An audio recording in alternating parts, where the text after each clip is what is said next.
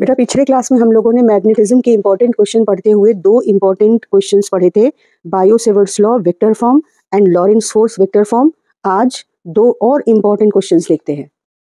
पहला क्वेश्चन तो है आज का एम्पियर सर्किटल लॉ का स्टेटमेंट और दूसरा क्वेश्चन है इसका इम्प्लीमेंटेशन। दोनों 23 में आ चुके हैं, इसलिए इसको बस हम एक बार पढ़ेंगे, इनमें से कोई रिपीट डेफिनेटली हो सकता है। एम्पियर सर्किटल लॉ का स्टेटमेंट है, पहला point, it helps in calculating magnetic field. Bio-Savart's law भी मैग्नेटिक फील्ड कैलकुलेट करने में हेल्प करता है और एम्पियर सर्किटल लॉ भी, लेकिन बायो-सेवर्ट्स लॉ किसी भी केस में एप्लीकेबल है पर उसका जो सॉल्यूशन है वो लंबा होता है। एम्पियर सर्किटल लॉ सिर्फ सिमेट्रिकल केसेस में एप्लीकेबल है, लेकिन इसका सॉल्यूशन बहुत छोटा होता है। इसका जो स्टेटमेंट आपको लिखना होगा वो लैंग्वेज में ऐसे होगा, line integral of magnetic field is equal to mu naught times current enclosed by a closed curve known as Amperian curve। जो line integral of magnetic field है वो मैथमेटिकली ऐसे लिखा जाता है, integration along the close curve p vector dot dl, length vector या length element vector. This is equal to mu naught times current enclosed by the closed curve. इसका application भी 23 में आ चुका है। यहाँ पर आपको एक इनफाइनाइटली लॉन्ग वायर जो करंट आई कैरी कर रहा है, इसकी मैग्नेटिक फील्ड किसी पॉइंट P पे निकालनी है। तो डेफिनेटली दोनों क्वेश्चन बहुत इंपॉर्टेंट हैं, ऑल्दो 23 में आ चुके हैं, लेकिन ये किसी भी फॉर्म में रिपीट हो सकते हैं।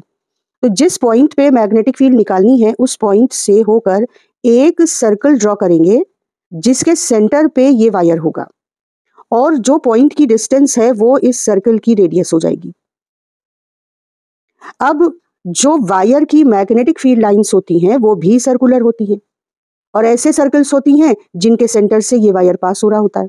तो एक लाइन मैग्नेटिक फील्ड रिप्रेजेंट कर रही है और एक लाइन क्लोज कर्व, जिसे मैं एम्पीरियन लूप या एम्पीरियन कर्व कह रही हूँ।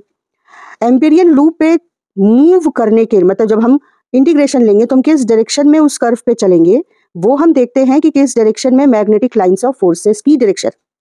मुझे लगता है कि शायद बहुत सारे बच्चे भूल चुके होंगे, तो हम देख लेते हैं कि मैग्नेटिक लाइंस ऑफ फोर्स की जो डायरेक्शन है वो कैसे निकाली जाती है। तो अगर आप इस पेन को एक करंट कैरिंग वायर ले लें और इसकी जो टिप है वो इससे बहने वाली करंट की डायरेक्शन दिखा रही है, जैसे यहाँ पर ये वायर में करंट ऊपर की ओर जा रही है, तो हम अपने राइट हैंड को स्ट्रेच करेंगे ऐसे और स्ट्रेच करके इस करंट कैरिंग वायर को अपनी उंगलियों से कवर करेंगे। तो जिस डायरेक्शन में मेरी उंगलियां रोल होंगी वो डायरेक्शन, अगर आप देखो तो ये एंटी क्लॉकवाइज डायरेक्शन है, वो डायरेक्शन मैग्नेटिक फील्ड लाइंस की डायरेक्शन होगी।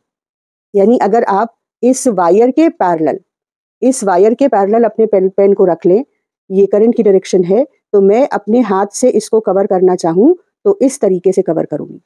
यानी कि मेरी जो लाइंस ऑफ फोर्स का एरो है वो इस तरीके से यूं ये इस तरीके से डिटेक्ट होगा। ठीक, तो हमने मैग्नेटिक लाइंस ऑफ फोर्स की डायरेक्शन बना ली और अब हम जब B डॉट dl को अप्लाई करेंगे तो हम ऐसे ही एंटी क्लॉकवाइज चलेंगे। तो देखो, वेक्टर B और वेक्टर dl, ये छोटा सा एलिमेंट हमने लिया है P पर, और जिधर हम चलेंगे ना, जिधर की ओर हम इस एम्पीरियन कर्व पे चलेंगे वो जो डायरेक्शन है वो dl की होगी, ये एंटी क्लॉकवाइज ऐसे, और लाइंस ऑफ फोर्स की डायरेक्शन भी एंटी क्लॉकवाइज है। तो हम जान रहे हैं कि ये दोनों वेक्टर्स B और dl एक दूसरे के पैरेलल है, तो B डॉट dl हो गया B dl। अब इंटीग्रेशन B dl में B कांस्टेंट है क्योंकि इस पूरे एम्पीरियन लूप पे जो मैग्नेटिक फील्ड है वो वायर से इक्वल डिस्टेंस पर होने की वजह से सेम होगी through out this close curve. तो B को हम बाहर ले लेंगे इंटीग्रेशन से, और इंटीग्रेशन dl मतलब ये जो लूप है क्लोज कर्व है, इंटीग्रेशन dl का मतलब इस पूरे क्लोज कर्व की पेरिफेरी जो कि 2 पाई r होगी, हमें पता है। अच्छा, म्यू नॉट इनटू करंट, एक ही वायर इसका इनक्लोज हो रहा है तो करंट इनक्लोज्ड I है। तो देखो B की वैल्यू फॉर इनफाइनाइट वायर आ गई, म्यू नॉट अपॉन 2 पाई, ये कांस्टेंट हो गया, I अपॉन r। जब हम बायो-सेवर्ट्स लॉ से ये डेरिवेशन करते हैं तो ये बहुत लंबा होता है। तो दो तो लॉ हो गए जो मैग्नेटिक फील्ड की वैल्यू निकालते हैं, एक एम्पियर सर्किटल लॉ और एक बायो-सेवर्ट्स लॉ। इसके बाद दो लॉ होते हैं जो मैग्नेटिक फोर्स की डायरेक्शन निकालते हैं और मैग्नीट्यूड निकालते हैं। एक magnetic force on a charge when it is moving in a magnetic field with velocity v d. जो कंडक्टर होता है उसमें जो इलेक्ट्रॉन है वो ड्रिफ्ट वेलोसिटी से चलता है। तो magnetic charge into velocity of charge into magnetic field, जबकि ये बी से परपेंडिकुलर एंटर करे। इसकी बात हम लोग पिछली बार कर चुके हैं, फिर भी मैं यहां पर आपको रिपीट कर दूं कि जो वेक्टर फॉर्म होता है वो ऐसे होता है। किसी चार्ज पर जो मैग्नेटिक फील्ड में वी वेलोसिटी से एंटर करे उस पर इतना फोर्स लगता है। इसकी डायरेक्शन वेलोसिटी और मैग्नेटिक फील्ड दोनों के परपेंडिकुलर होती है। ये चार्ज अगर बी के पैरेलल चल रहा हो तो इस पर कोई फोर्स नहीं लगता है, मिनिमम फोर्स 0, और अगर वी बी के परपेंडिकुलर चल रहा हो तो मैक्सिमम फोर्स लगता है क्यू वी बी। तो एक तो फोर्स का फॉर्मूला जो हमें यूज करना रहेगा और याद रखना है वो है q v B. When charge enters magnetic field perpendicular to the field with velocity v। Most of the questions हमको इस फॉर्मूले से मिल जाएंगे। और दूसरा, magnetic force on current carrying wire. जब वायर में करंट दौड़ती है तब तो उसमें बहुत सारे इलेक्ट्रॉन्स चलते हैं, तो हर इलेक्ट्रॉन फोर्स एक्सपीरियंस करता है। रूल के अकॉर्डिंग हर इलेक्ट्रॉन, क्योंकि एक ही डायरेक्शन में चल रहा है, तो एक ही डायरेक्शन में फोर्स एक्सपीरियंस करता है और वो फोर्स इस वायर को एक्सपीरियंस होता है फाइनली। तो किसी वायर पर मैग्नेटिक फील्ड में अगर करंट फ्लो करे तो कितना फोर्स लगेगा वो हम यहाँ पे देखेंगे। एक चार्ज पर फोर्स है क्यू वी बी। हम सिंपलेस्ट केस लेके चल रहे हैं जब वी और बी एक दूसरे के परपेंडिकुलर है। तो अब किसी वायर में कितने फ्री इलेक्ट्रॉन्स होते हैं ये नंबर फिक्स होता है। मान लो n electron in unit volume हो और मैंने इसका a क्रॉस सेक्शनल एरिया लिया है और l लेंथ ली है, तो इतने वॉल्यूम में कितने इलेक्ट्रॉन होंगे, a into L. Unit volume में इतने इलेक्ट्रॉन तो इतने वॉल्यूम में इलेक्ट्रॉन, दिस इंटू दिस। तो चार्ज कितना हो जाएगा, इस नंबर ऑफ इलेक्ट्रॉन को हम एक चार्ज की वैल्यू से मल्टीप्लाई कर देंगे, तो ये हमारा Q हो गया। फिर ये सब ड्रिफ्ट वेलोसिटी से मूव करेंगे तो VD हो गया और B हो गया। अब NEAVD ये करंट होती है I की वैल्यू ड्रिफ्ट वेलोसिटी के टर्म्स में इस तरह से रिप्रेजेंट होती है। तो इसकी जगह पर आप रख देंगे I, L इधर आ जाएगा, B इधर आ जाएगा। एक वायर जिसकी लेंथ L है, जिसमें I करंट फ्लो कर रही है, जो B मैग्नेटिक फील्ड में रखा है इस तरह से कि L और B परपेंडिकुलर हैं, मैक्सिमम फोर्स एक्सपीरियंस होगा ILB। अगर वायर और B के बीच एंगल थीटा है तो यही फोर्स का वेक्टर फॉर्म ये हो जाएगा IL क्रॉस B, यानी ILB साइन थीटा। I और L इन दोनों की डायरेक्शन सेम ही रहती है, तो L और B अगर एक दूसरे के पैरेलल होंगे तो ऐसे वायर को कोई फोर्स नहीं लगेगा। अगर L और B परपेंडिकुलर हैं तो ऐसे वायर को मैक्सिमम फोर्स लगेगा। इसके बाद एक बहुत रिपीट करने वाला सवाल है, ये देखिए कितने साल रिपीट हुआ है, लगभग हर साल, या तो न्यूमेरिकल या डेरिवेशन या एम्पियर 1 एम्पियर की definition based on this principle. ये क्या है, force between two wires which are parallel to each other and carry current. Force per unit length between two wires which are parallel to each other and they carry current. Current same direction में भी हो सकती है और opposite direction में भी, तो हमें यहाँ पे वैल्यू भी निकालनी है और डायरेक्शन भी निकालना है। तो सबसे पहले हम फोर्स जो एक वायर दूसरे वायर पे लगाएगा उसका फॉर्मूला लिख लेते हैं।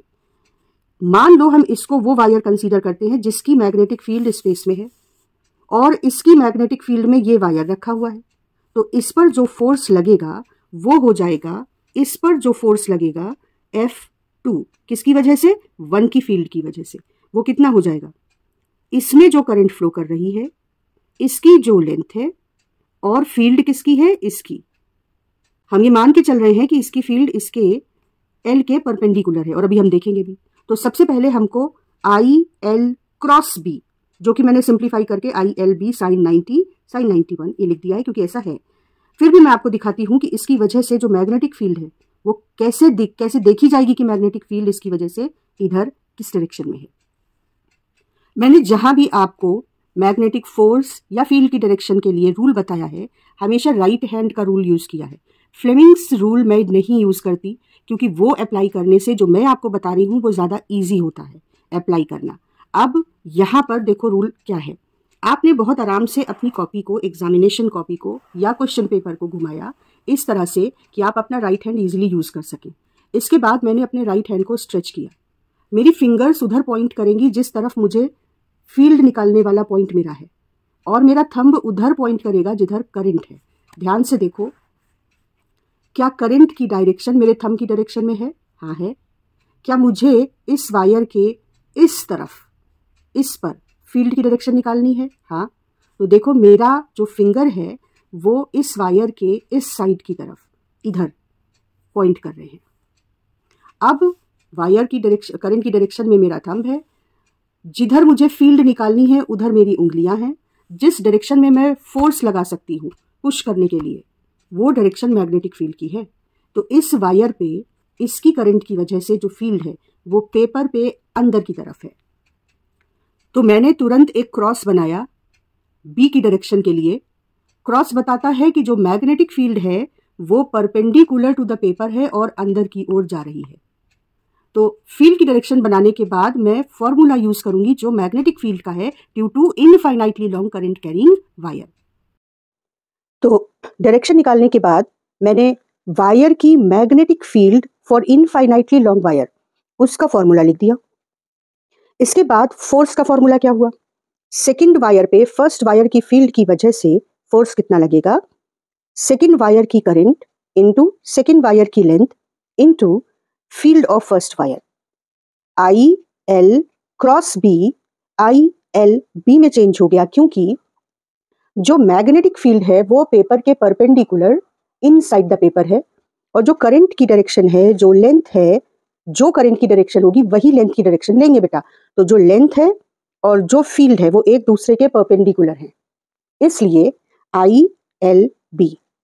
अब आई एल ये एज इट इज रहेगा, बी की वैल्यू यहां से उठाकर यहां रख दी, इसको थोड़ा सा सिंप्लीफाई किया, म्यू नॉट अपॉन 2 पाई इधर रखा, I1 I2 अपॉन डी, और L2 को आप फोर्स के नीचे ले गए तो ये फोर्स ऑन सेकंड वायर पर unit length of second wire का फॉर्मूला आ गया, म्यू नॉट अपॉन 2 पाई I1 I2 अपॉन डी। इस पर बेस्ड 1 एम्पियर की definition, very very important, and children I am very much expecting this question, either this derivation और this definition और a numerical from this section. तो आप 1 ampere को कैसे define करेंगे? देखो अगर आप I1 I2 को 1 एम्पियर रख दो और distance between the two wires को 1 मीटर रख दो, तो फोर्स पर यूनिट लेंथ क्या हो जाएगी? इस कांस्टेंट की वैल्यू। क्योंकि परमिएबिलिटी ऑफ फ्री स्पेस की वैल्यू होती है 4 pi into 10 to the power -7, तो जब आप इसकी वैल्यू यहां रखेंगे तो आपको 2 इंटू 10 टू द पावर -7 ये वैल्यू मिलती है। तो अब ध्यान से सुनो हम कैसे 1 एम्पियर को डिफाइन करते हैं। 1 ampere is current flowing through the wire. कौन से वायर? जो 1 मीटर की डिस्टेंस पर रखे हुए हैं। और क्या होगा ऐसा होने पर? Force per unit length between them will be equal to 2 into 10 to the power -7 newton per metre. Definition learn करने का तरीका है जैसे मैं क्वेश्चन कर करके लर्न कर रही हूं, फिर एक बार ध्यान से सुनो। 1 ampere is current through the wire. कौन से wire? Which are placed at 1 metre. और इससे क्या हो रहा है? They exert force per unit length on each other equal to 2 into 10 to the power -7 newton per metre. ठीक है, तो दिस करंट इज 1 एम्पियर। अब फाइनली हमने देखो यहां पर हमें मैग्नेटिक फील्ड की डायरेक्शन निकालने की जरूरत पड़ी थी, हमने राइट हैंड रूल यूज किया था, और अब हमें मैग्नेटिक फोर्स की डायरेक्शन निकालने की जरूरत पड़ेगी।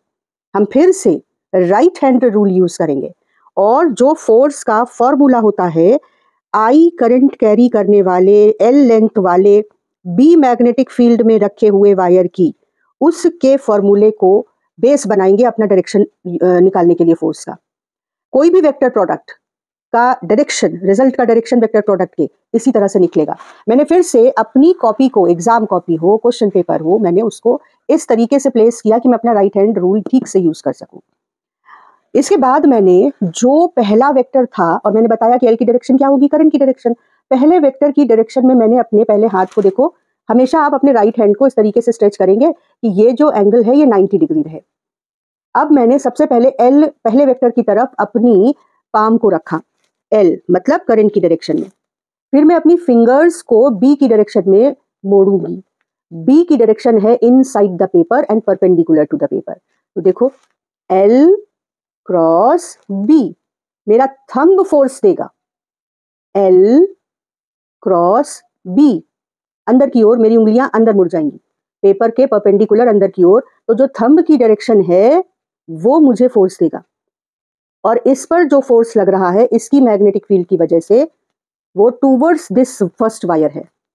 सिमिलरली अगर आप इस पे निकालेंगे तो टूवर्ड्स सेकंड वायर होगा, यानी अगर सेम डायरेक्शन में करंट फ्लो करेगी तो वो एक दूसरे को अट्रैक्ट करेंगे, ऑपोजिट डायरेक्शन में करंट फ्लो करेगी तो वो एक दूसरे को रिपेल करेंगे। आई होप बेटा कि ये इंपॉर्टेंट क्वेश्चंस की सीरीज आपके थ्योरी पेपर को उसी तरह से फायदा पहुंचाएगी जैसे मेरे प्रैक्टिकल वीडियोस आपको फायदा पहुंचाए। अगर आपको 9th 10th 11th 12th physics पढ़ना है online, then you can contact me on my WhatsApp number. कोई प्रॉब्लम है, कोई टॉपिक मुश्किल लग रहा है, you can contact me on my WhatsApp number.